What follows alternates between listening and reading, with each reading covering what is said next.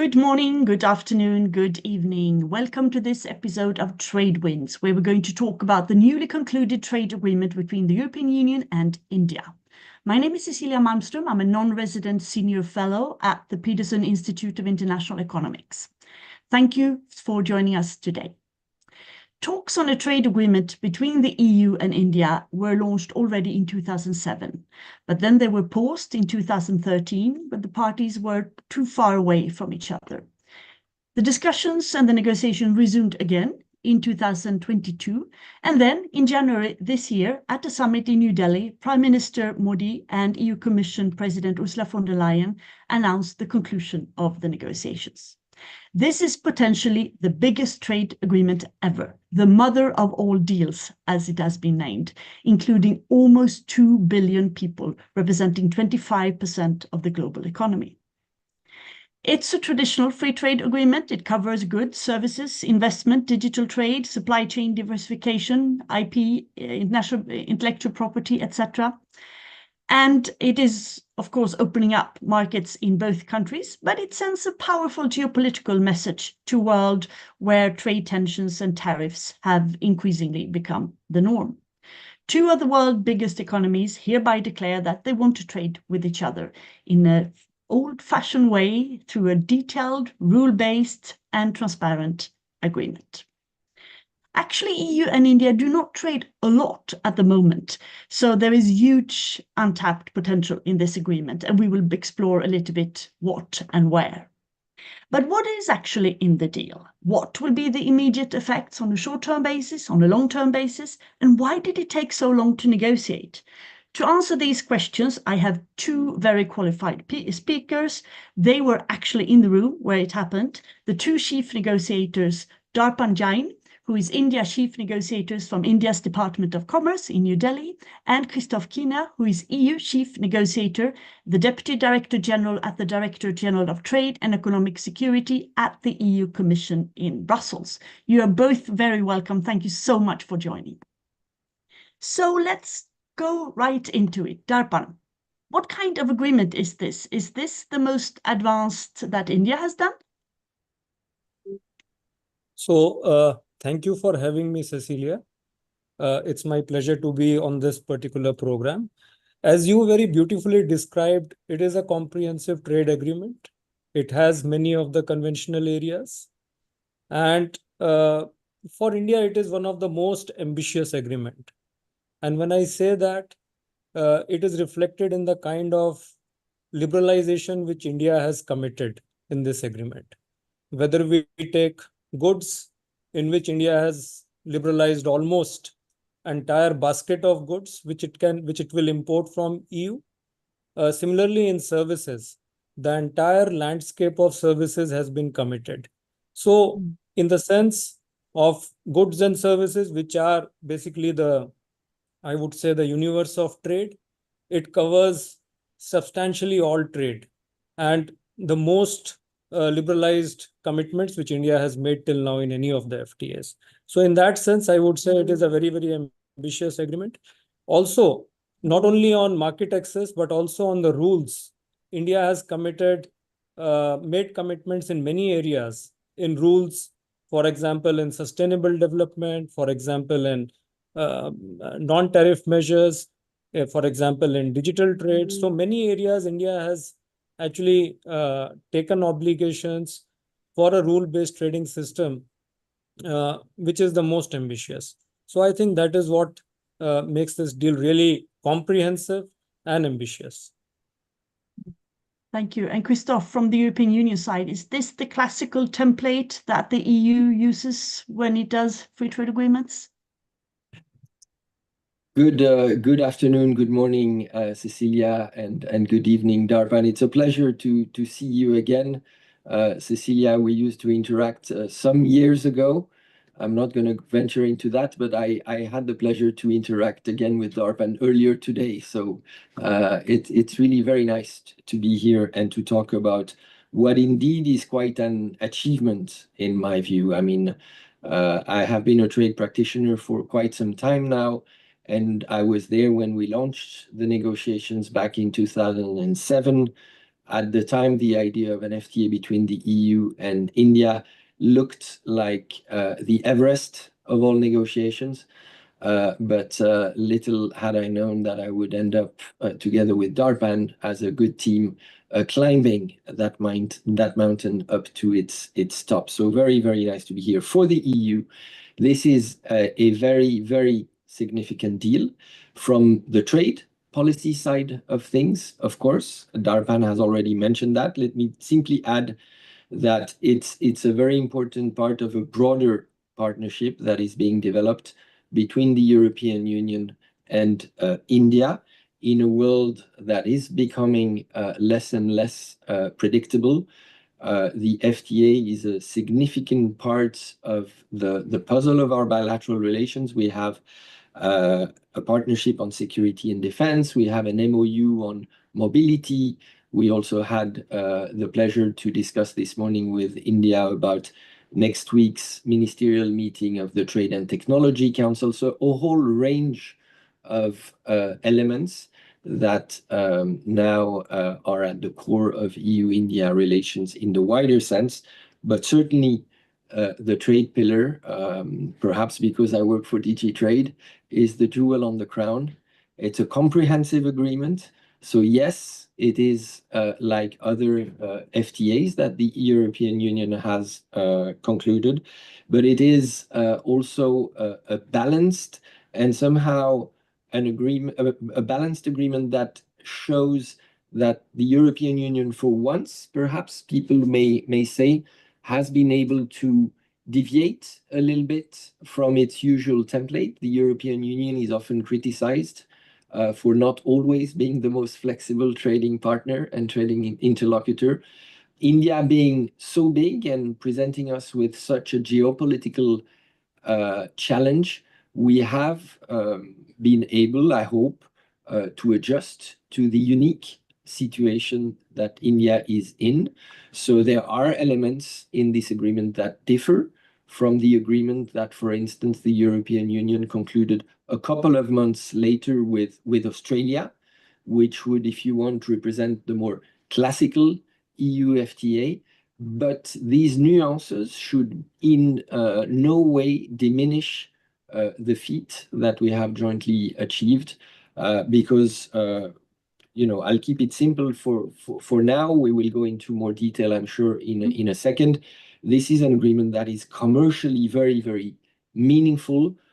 Just one figure to start with, our estimates are that EU exporters will be saving at the end of the day about 4 billion euro in terms of duties that they were paying into tariffs. And so this is going to be of a tremendous importance for the European Union's diversification agenda and for our, and I hope also India's, long-term economic competitiveness. Well, lowering tariffs, that's going against the flow in these days. So that's good to hear. So it's mainly, it's the template, but it's a little bit deviating. I know that on the sustainable development and on environment and on greening of the economy, there's a special section, and we'll come to that. But there are some carve-outs in the agriculture sector, right? Is that what differs a little bit, Darpan, from what was in it when you first met in 2007? So I would say on the agriculture side, we both have been very mindful of each other's sensitivities.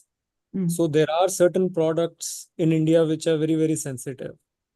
India, as you would know, there is a large section of our population which is dependent on agriculture, and many of them are actually engaged in subsistence agriculture. So there are many commodities which are very sensitive for our farmers.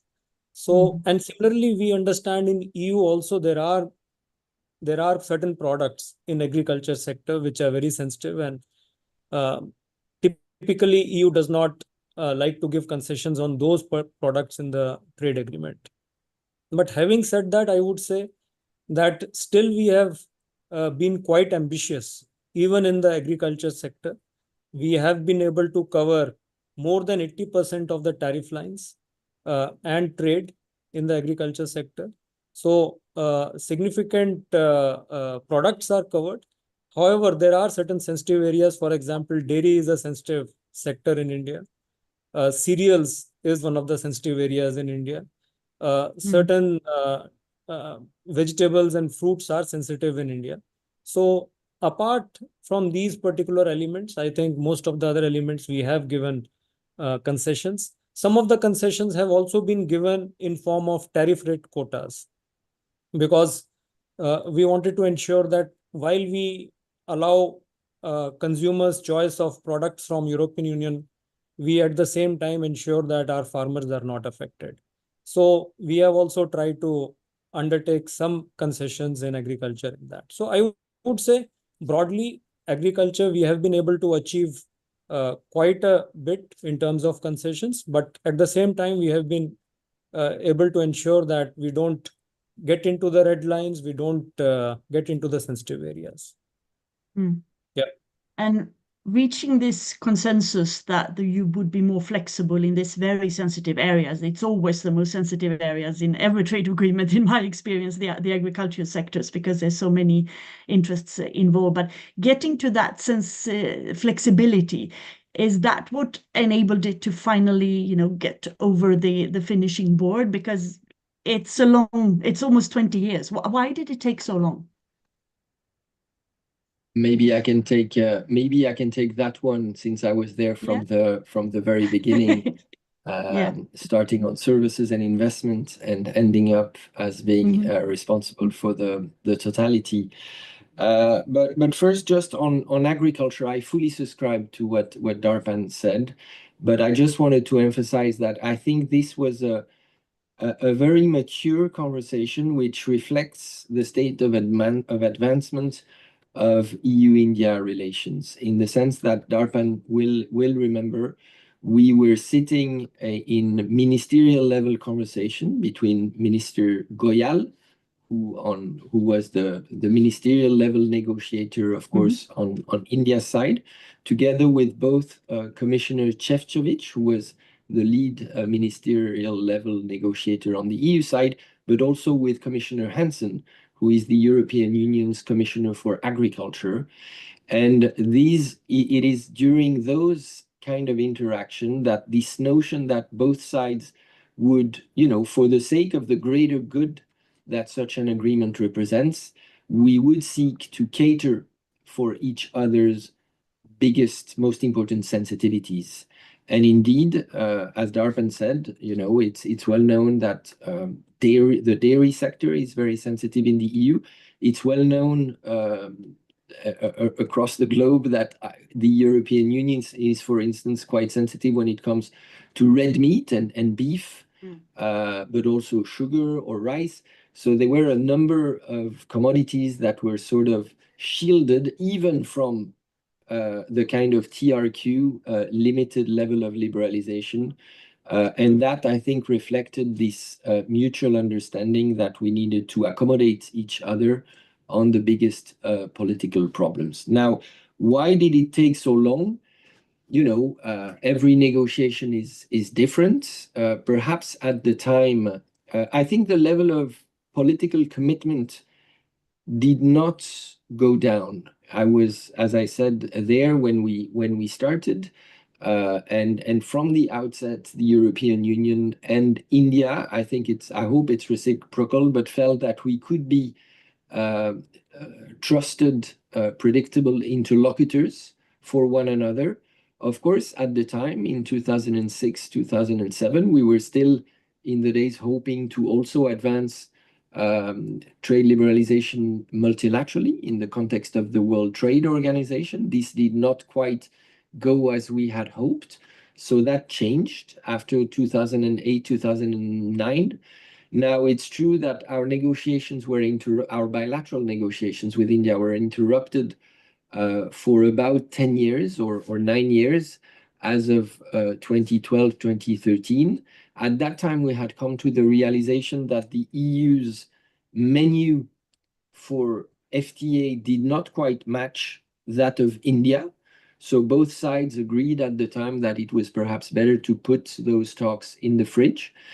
And in between, we have had a number of elements, at least on the EU side, I can only speak for us, between, of course, the rise of China that benefited so tremendously from its accession to the WTO, to the realization during 2020, during COVID times, that, you know, the over dependencies that we had sometimes developed towards certain geographies could turn trade relations into a source of weakness. We wanted to, again, change that and turn trade into a source of strength. But we had also, of course, in 2022, the war against Ukraine that contributed to a sort of an international environment that was much less stable and predictable. And, you know, I will not hide the fact that potentially the turbulences, the uncertainties that emerged in Washington in the last few years probably also helped both India and the European Union realize that in such a world, we certainly had an interest in anchoring our trade relations, and that certainly on our side helped the European Union accept some of the adjustments that you have referred to and that I alluded to as well in my introduction. So it's thanks to President Trump, one can say, in a way. I would dispute that. I would dispute that because the personal level of commitment at political level between India and the EU is much stronger than that. And we did not conclude this agreement because of a tweet. We concluded this agreement because there is a genuine and strategic and economic interest for the EU and India to come closer. No, I mean, that was a joke, but of course, in the geopolitical situation that we are right now, with wars, with protectionism, with tariffs, with threats to multilateral organizations, the fact that the European Union and India were able to overcome some differences, to be more flexible, and to do this sort of, even if there are a few flexibilities and carve-out, is still a very classical trade agreement. It's rule-based, it's predictable, it's transparent, it covers all the sectors. I mean, that is a huge geopolitical statement in a way as well, I would claim. Do you want to add something to this, Darpan, about the timetable and so? Christopher's view of this. No, I think Christoph actually brought it from 2007 onwards, how it evolved. I would only like to add, I mean, the relaunch which happened in 2022. So actually, you should see from there that from there we have taken approximately 3 years. And that's very quick. Would say, and I would say that from our side, because it was completely started afresh. It was not something which was carried forward, and we did not use the text which we had negotiated earlier. So it was completely new start.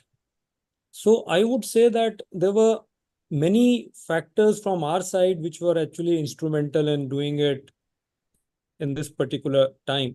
And it is also, if you see in last 5 years, India has actually done 9 FTAs, including the EU FTA. And 2022, we actually started the negotiations. And there is a strong commitment in last 5 years. We have seen that there is a strong political commitment to expand India's trade relationship with other countries, expand market access to other countries, reduce the disadvantages which our exporters face. And also, as far as EU is concerned, if you see the timetable, in 2025, the EU College of Commissioners came, the EU leadership came to India in January. At that point of time, actually, the US trade policy changes had not started. In fact, the new US administration had just taken over at that time in January 2025. So at that time, it was decided that we would, the leaders decided that we should conclude the negotiations by end of that year, that is December 2025. So I think the commitment was very, very strong. We were given that target. And on Indian side, I would say that there is greater receptivity to openness, to allow imports to liberalize further, to also produce for the world, to export more. I think these changes have also been very, very instrumental in concluding so many negotiations, and most importantly, the India-EU FTA. So I would emphasize the political commitment, the relationship with EU, the thrust on outward orientation. I think these are the key factors which helped us in kind of clinching this particular deal. And what if we go more into detail to the agreement? I mean, it does liberalize between 93 and 95% when it comes to tariffs and so on, which is very ambitious. What would you say from the Indian point of view?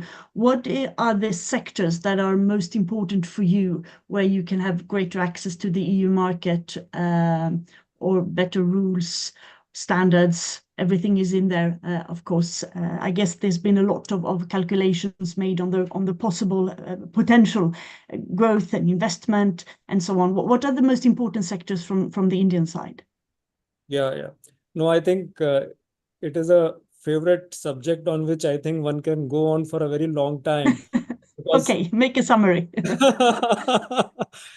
Because we have to explain as to what are the benefits of India-EU agreement for India. But I'll be very, very crisp. I'll give you some examples. Like in goods, I will give you some examples. For example, we are having some advantages in textile and apparel sector because it is a labor-intensive sector, and we are a reasonably good exporter of textile and apparel, and it provides employment to large number of people in India. So when you look at the numbers, EU actually imports quite a bit of textile and apparel from the world. If you look at what it imports from outside EU countries, it is almost 170 billion worth of textile and apparel items are actually imported from outside EU. And when we look at our exports are actually around 5.4%. 5.4% of extra EU's imports. So I think we are way, way below our potential. And there were tariffs, though EU generally has low tariffs, but on textile and apparel, tariffs were in double digits. And when we look at some of the other countries, for example, Bangladesh, while India is at around 5% of extra EU imports, Bangladesh is 17%. So almost 3 times of what India is exporting. So I think there is a big potential. Look, Bangladesh was having an advantage because of LDC status. So it's a competitor to us, but they were not facing these tariffs. We were facing these tariffs. So I think textile and apparel is a very, very big area which opens up opportunities for our people. Similarly, I can point to another sector like leather and footwear. Again, a labor-intensive sector in which, again, extra EU imports are almost 50 billion.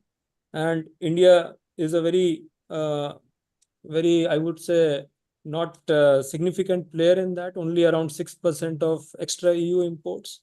And Vietnam has 23% share. So almost 4 times of what India exports to EU, Vietnam is exporting. And again, Vietnam is having FTA with EU, so it is at an advantage.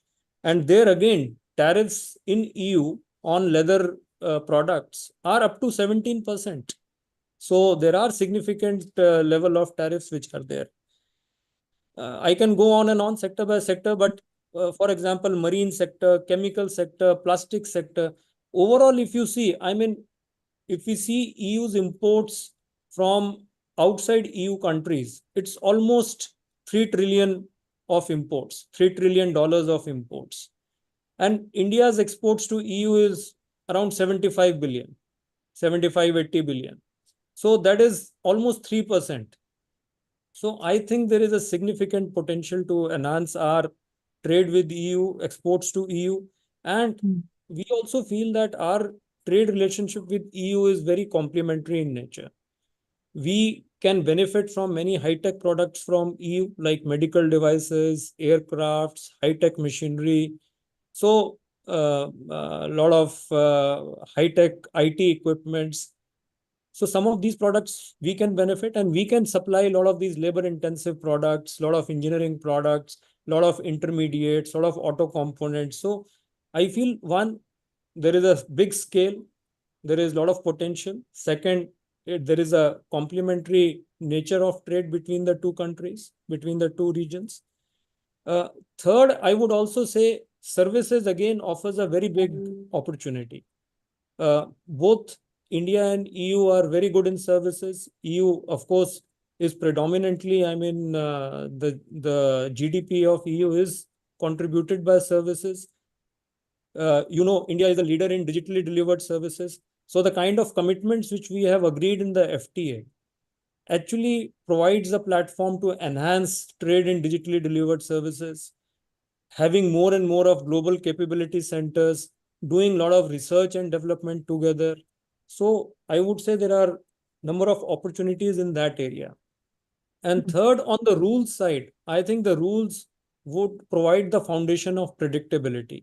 The rules would provide mechanism to address challenges which may arise, because countries reserve the right to regulate, come out with new regulations. Of course, there are disciplines and there are standards which are established in the agreement. So those disciplines and standards which are there in the agreement help in ensuring that the new regulations don't affect the trade adversely. And in case there is any situation in which trade is adversely affected, there is a mechanism to address that. And we have built in number of mechanisms to address whether it is an issue related to technical regulations, whether it is an issue related to sanitary or phytosanitary requirement, whether it is issue related to licensing. So I think on each of these regulations, which sometimes can become very, very problematic for businesses, there is a mechanism in the trade agreement which provides a discipline, which provides a recourse to discussion, which provides a channel through which they can be actually resolved in a time-bound manner. So I would say market access, goods, services, commitments, and this foundation of rules and a mechanism to address challenges which arise in future. I think it's a package which is something which is very, very attractive. And as Christoph mentioned, it is commercially meaningful for the businesses. Interesting. And from the EU side, I read somewhere that the Commission estimated a potential growth of export with over 100% in 5 years when this has entered into force. Cars, I guess, is an important issue. Or what are the main benefits from the European Union side, Christoph? So yes, indeed, a lot of potential on our side as well. It's also true that India has traditionally been a high tariff economy. And Darpan has explained that indeed in the last 5 years, there's been an effort towards the conclusion of free trade agreement with a number of industrialized countries, so to speak, with a view to enhance the competitiveness of the Indian economy. But the high tariff nature of the Indian tariff system remains, and therefore, in sectors that are traditionally very big for the European Union, like machinery and electrical equipment, there, for instance, tariffs go up to 44%, and they will, in most cases, be brought down to zero. Aircraft up to 11% going down to zero. Chemicals up to 22% going to zero. Motor vehicles up to 110%. And there we will have a tariff rate quota that will bring the in-quota rate, as we say among experts, to 10% at the end of a transition period. So there will also be a lot of benefits for the European Union's exporters of goods. But I certainly would want to support what Darpan added, which is that on top of those mechanical impact, but also there will be a dynamic impact of tariff liberalization, which will play very, very directly, because these are discriminatory measures that are being eliminated. We will see a benefit from this agreement in many other areas.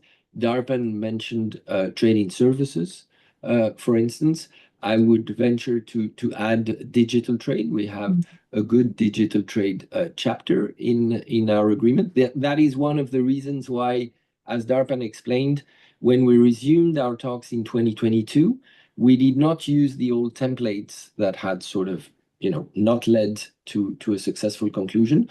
We started anew. We prepared completely new negotiating text proposals, and we started from scratch, so to speak.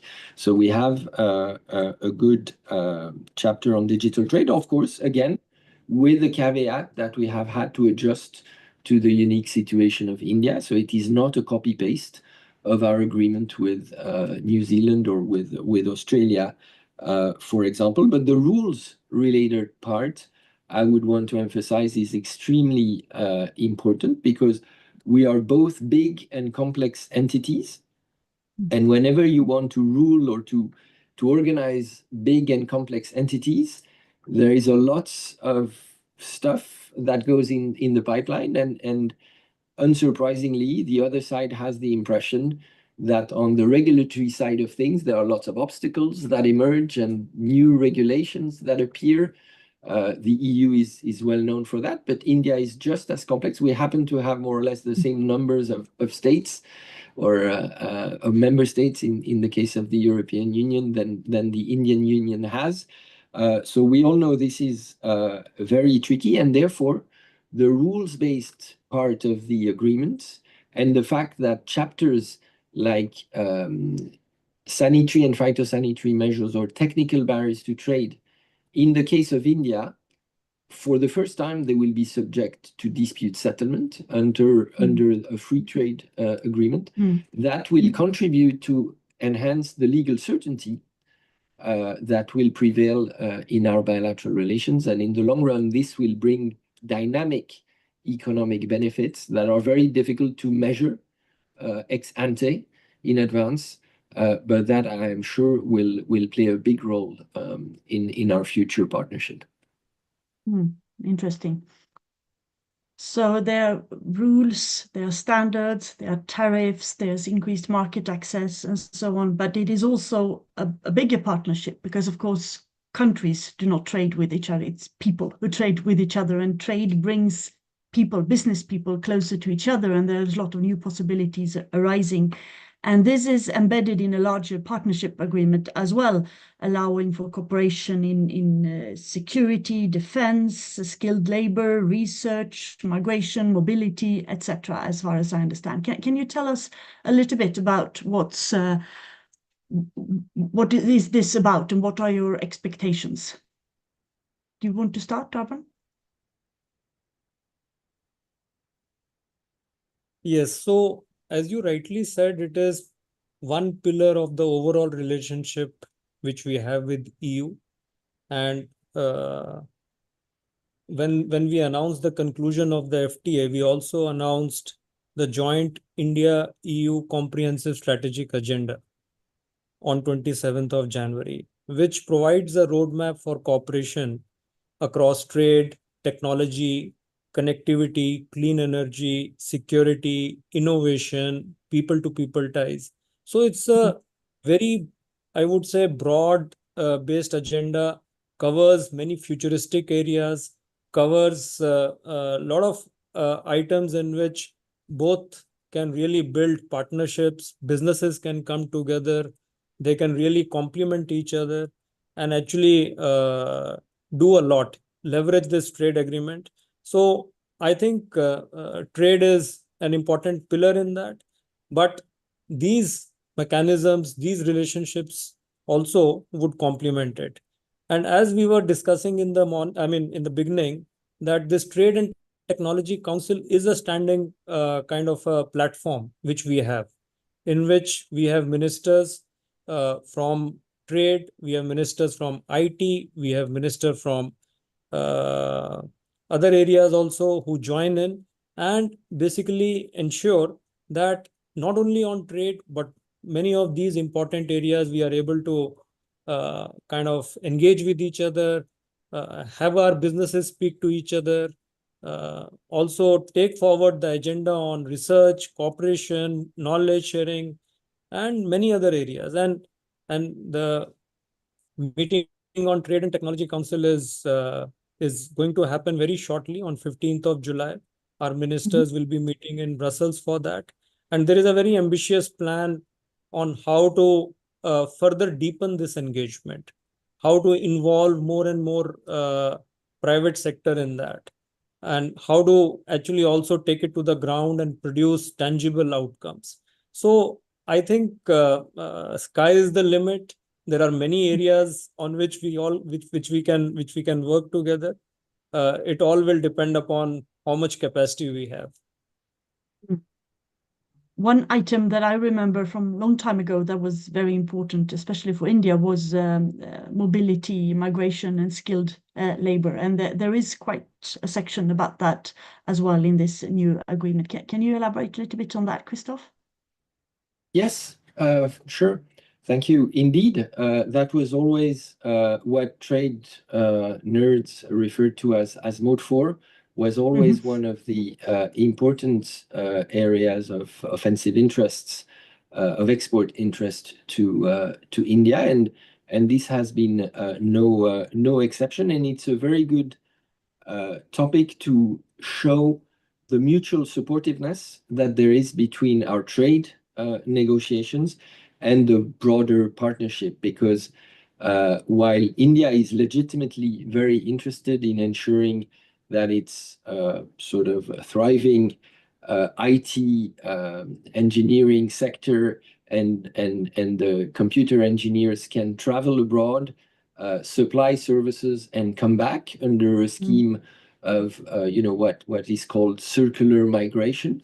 For the European Union, because we are not a country, this was always an area of particular challenge, in the sense that while the European Union, which I represent working for the European Commission, is fully competent to negotiate trade agreements, when it comes to international migration, the European Commission is not in such, so to speak, in such a powerful situation, and our member states continue to be in the driving seat. So when we saw the Indian requests come for very significant commitments that related to the mobility of categories of workers, researchers, but also students, we were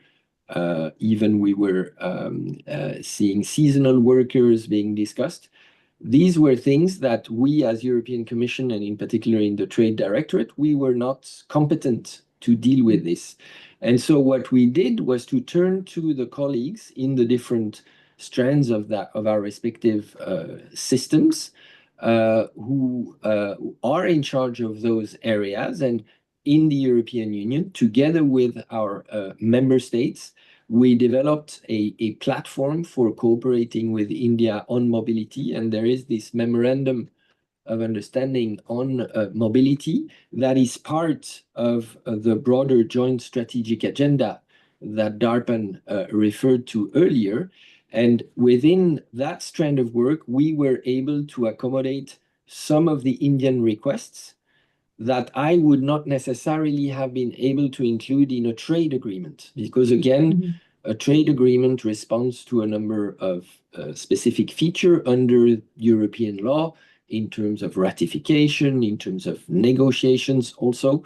And again, migration is not there. But so that's just an illustration of how trade negotiations fitted in the wider spectrum of issues that were being discussed. I mean, I think we're not going to bore you too much, but this joint strategic agenda, I think it had a coverage of about 108 or 109, I think, areas of deliverables. So you see, it just shows the number of issues from AI to environment to everything that you can think of is potentially covered. Well, one area, and you briefly mentioned it, that has a particular attention in this agreement is also cooperation towards the greening of the economy and phasing out emissions. The EU is phasing in CBAM, Carbon Border Adjustment Mechanism, which has created some some concerns in some countries, in India and others. But there is a specific chapter on cooperation to cut greenhouse gas emissions and EU support in this, I believe. This is also something that came very late in the negotiations, I guess, Darpan. But I know it was important for India to have that as well. Can you elaborate a little bit on that? Yeah. So, Cecilia, before I go on to that, I'll also just add to what Christoph mentioned on the mobility aspect. Mm-hmm. In fact, mobility, I mean, we were very, I would say, pragmatic in the way we dealt with mobility in our relationship. So there are a number of instruments through which we work. As you know, I mean, what we are looking for is temporary mobility for the purposes of delivering service. So that is what we are discussing. Now, FTA is one instrument through which we were able to get commitments which are on a conventional sort of commitments for intra-corporate transferees, for persons who are going on a contract or persons who are going on as independent professionals. But apart from that, as Christoph said, I mean, we also have migration and mobility partnership agreements with member states. So with a large number of member states, we have separate migration and mobility partnership agreements. And third instrument which we have also kind of used to ensure that people who are there to provide services, they are not disadvantaged in any manner, are the social security agreements. So with 13 countries in EU, we already have social security agreements to ensure that their social security protection is continued. And we have also kind of agreed on a facilitative framework for that in the FTA. And of course, the last one, which Christoph mentioned as a part of the joint strategic agenda. So I think these are different instruments through which we are trying to ensure that people who want to travel for work, provide services, they are able to do that. And they are able to complement, as the nerds would say, other modes of provision of service. Because sometimes delivery of service requires all modes. It will require mode 1, it may require mode 3, it will require mode 4. It may also require mode 2 in the sense that customer may have to travel and kind of obtain some service. So I just wanted to add that. On the CBAM aspect, it was a very, I would say, interesting discussion. It was a very frequent discussion in our negotiations. And we were both trying to understand as to how to kind of handle this particular aspect, because our perspectives were a little different. The perspective from which EU actually has CBAM regulation and the perspective with which we look at CBAM. So there was a lot of, I would say, gap in that perspective. But one thing which we have been able to do is we have been able to bridge that gap. We have been able to come to an understanding as to how we will handle this particular issue. And you can see that in the way the annexure on CBAM is drafted. So annexure on CBAM actually talks about 3 key elements.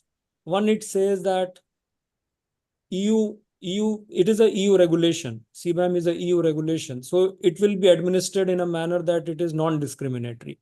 So we wanted EU to commit to us that it will not be the application of it will not be discriminatory towards India. So there is a MFN clause there in which it is said that India, whatever flexibility is offered to any country, is also offered to India. So in that sense, we have ensured that the application of CBAM remains non-discriminatory. The second aspect which we were discussing and for which we have kind of put a mechanism in the annexure is to take into account the carbon price which is paid in India. So right now, our regulation on carbon pricing is also evolving. So what we have done in the annex is that we will engage with the EU side and we will try and see that whatever is paid in India, how that can be taken into account, considering the way EU regulation is drafted, considering the way EU considers what is the offset which can be given. So there is a mechanism which is provided for. And the third element which is there is, of course, the operational element, which is who will verify how much of carbon is embedded in it?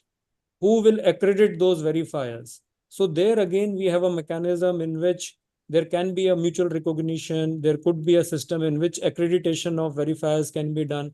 So there is a kind of a, again, a mechanism through which we can engage with each other.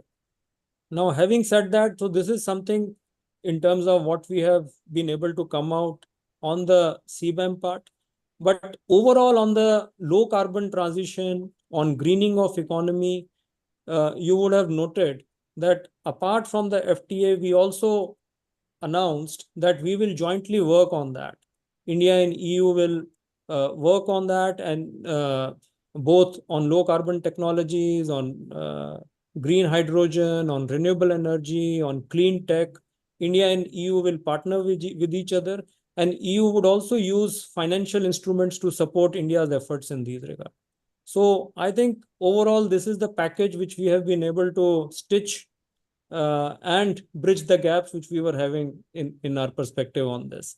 I hope it is successful. It will require a lot of implementation as we go forward. Yeah. Christopher, do you want to add something to this? No, I think There's that a was special very fund as well comprehensive. too. I think there is a Yeah. special fund to assist India in the transition as well. Yes, there is certainly a special fund, as I said, you know, and thank God that out of 108 or 109 areas of deliverables in the wider partnership, we do deal with, you know, the greening of the economy, the decarbonization of the economy. And in that context, of course, financial resources will also be made available to you know, assist India in this process, since this is such a high priority for the European Union. Okay, so there's a lot of elements in the agreement, but the agreement hasn't actually entered into force yet. It's still, I think there's the legal scrubbing. For the EU, it has to be translated in different languages, and then it has to be approved by the Council, the European Parliament, and there's an approval procedure in India as well. How do you see this? Do you expect any difficulties? The fact that there are some carve-outs in the agricultural sector might make it a little bit easier compared to other trade agreements. But do you expect any difficulties, and what are the timelines here? Christoph, what's the European timeline? So on our side, as always, things are a little bit complex because, again, we're not a country, so we deal with the European Parliament, but we deal with member states. But the first element of the timeline is that we're still in the process, or we are finalizing the phase in which we are what we call scrubbing the legal text. We are cleaning the outcome of the negotiation from, you know, so we have our respective teams of lawyers who have done a very good job. The Indian team was in Brussels last week or the week before last to try and advance and finalize this phase. We hope very much to be able to do that still this month.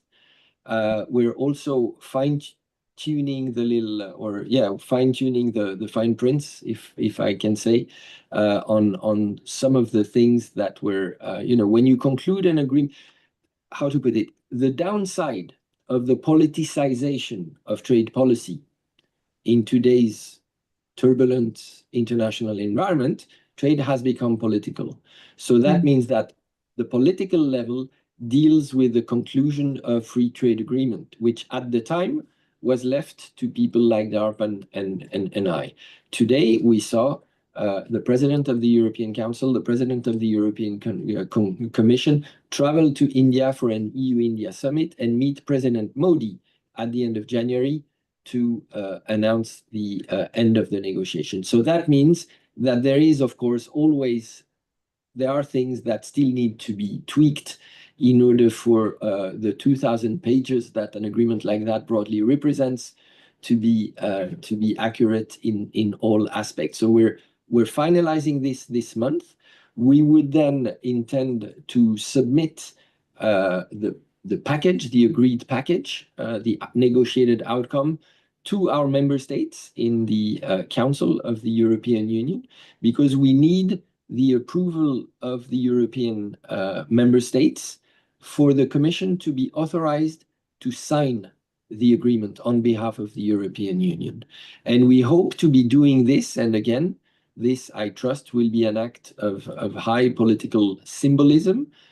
We would certainly hope that Prime Minister Modi could participate in a ceremony, hopefully still this year, during which the FTA would be signed officially.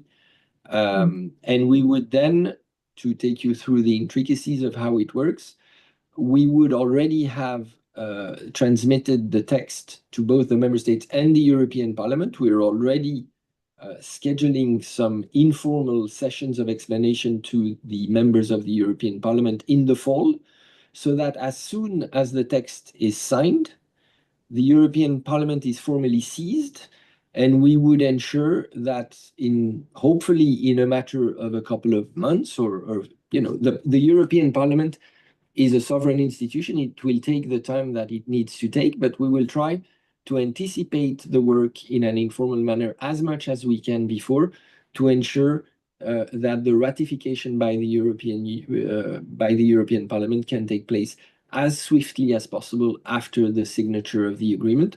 So I would hope, and I would expect, that if all goes well, the agreement could enter into force somewhere perhaps in the second quarter of next year, or at the latest, I would hope at least, in about a year, at the beginning of the summer next year.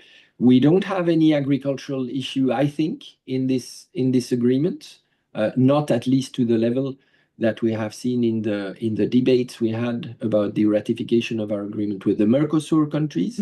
That's for sure. On the Indian side, the European Parliament was always preoccupied, and we didn't speak about that yet. So let me just say a few words about the Trade and Sustainable Development chapter.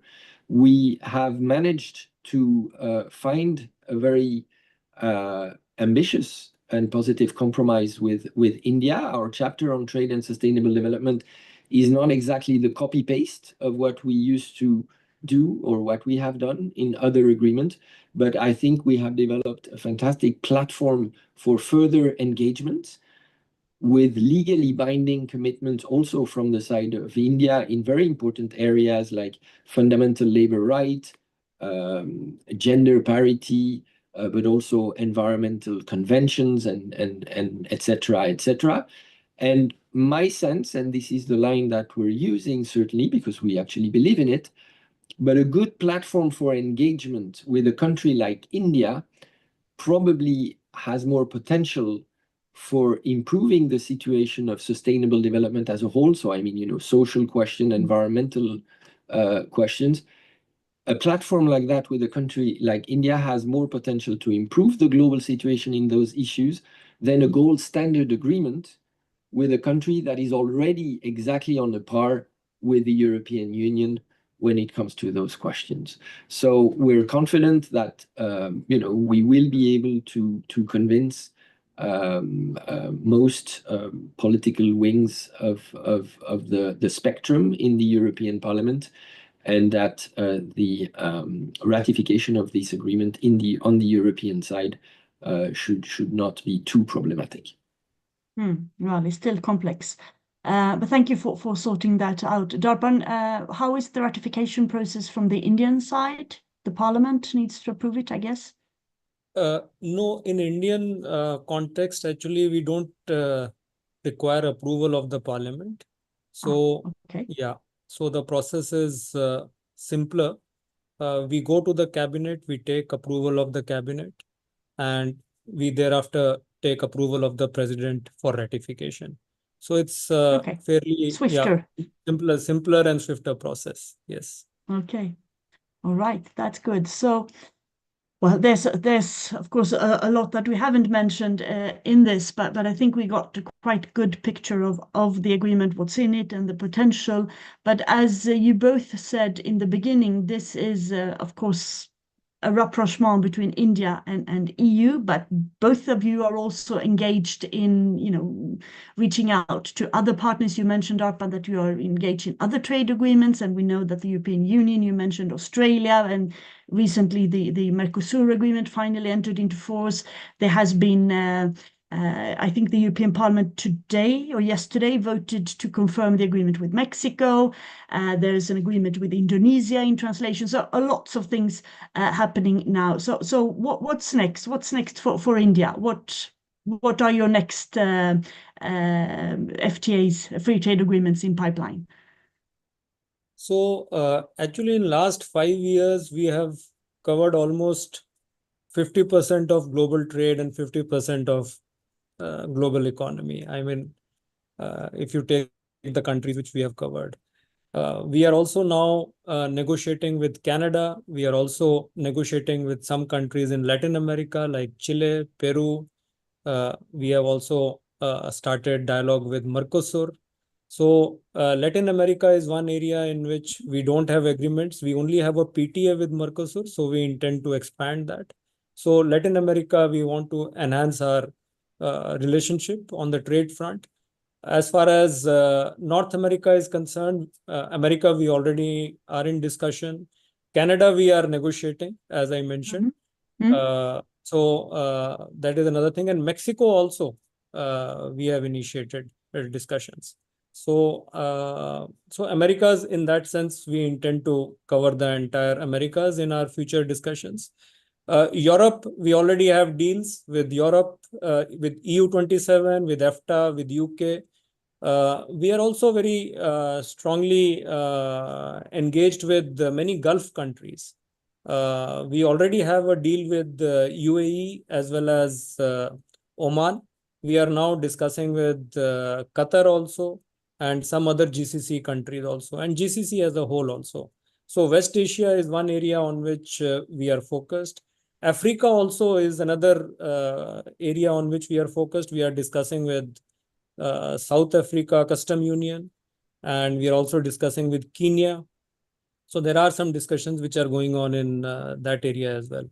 Now, if we come east, east is almost, we already have deals with countries in the eastern side of India, Japan, Korea, Singapore, ASEAN. And then if we go to the Oceania region, we recently had an agreement with New Zealand. We also did a free trade agreement with Australia. So I think broadly our intent is to cover the entire world, and hands are full, table is full, mind space is full. So we are all working with all efforts to try and diversify our relations, expand our partnerships, and enhance trade. That's a handful indeed. And Christoph, you are not engaged in all the trade agreements ongoing, but you have a quite good overview, I guess. Yes, no, and because of our background and our past history of negotiation, which you know well, Cecilia, we have come from a different geographic standpoint. So right now, what's left, because we have worked on these FTAs for much more than the last 5 years. What's left is mainly the Indo-Pacific region, as far as we are concerned. So ASEAN countries, we still have ongoing negotiations with Thailand, the Philippines, and Malaysia. I hope for good news with the Philippines and possibly Thailand, potentially still this year. We will have to see. We also, as Darpan indicated, in the Gulf, we have ongoing negotiations with the UAE, a partner with which India, I think, has already concluded an FTA, but we are in talks with those. But it's true that we have already reached the 50% threshold of our trade relations in terms of preferential coverage. And the big ones that remain, be it Russia, obviously, but China or the United States these days are not necessarily ones that we negotiate with in the same manner. Of course. Well, a final question before we round up. With this frenzy of trade negotiations that you both and your countries and the EU is engaged in, is there also potential for EU-India cooperation to try to strengthen and reform the WTO? What do you say, Darpan?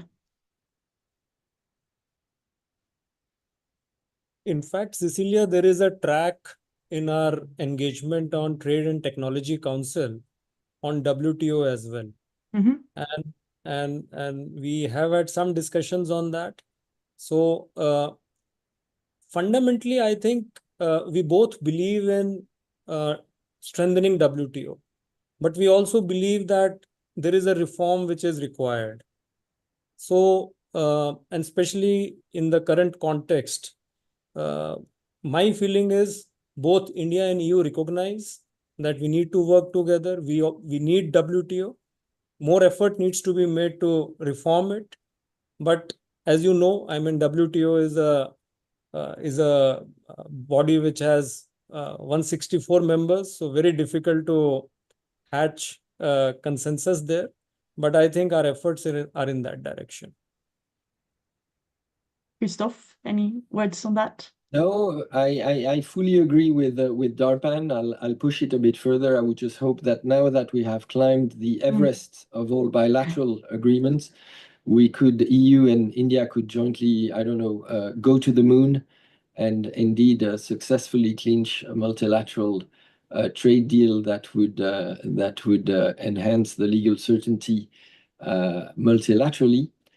In the WTO. We are working on a couple or three written contributions that we are about to table in the context of ongoing discussions in Geneva on the reform of the World Trade Organization. But we will, of course, also engage, as Darpan indicated, the Trade and Technology Council between the EU and India foresees that there is one strand of work that is about our bilateral dialogue on how to reform the WTO. This is actually something that ministers will take up next week when they meet in the context of the TTC on the 15th of July in Brussels. So we look forward to that too. Well, thank you very much. That's hopeful. Let's hope that you reach the moon. Maybe this is could be the subject of another Trade Winds in a year or so. Darpan Jain, Christoph Kiener, you've been very generous with your time and showing and sharing the insights of the negotiations and the outcomes. So thank you so much. Good luck with the final steps that are going to be taken here before it can finally enter into force. But I think it's formalities. They can be tricky, but at least the deal is there. And that's very good news for Europe, for India, and for the world. So thank you so much for being here today. And thank you to the audience who joined us. Have a nice day. Thank you so Bye. much. Thank you. Bye-bye.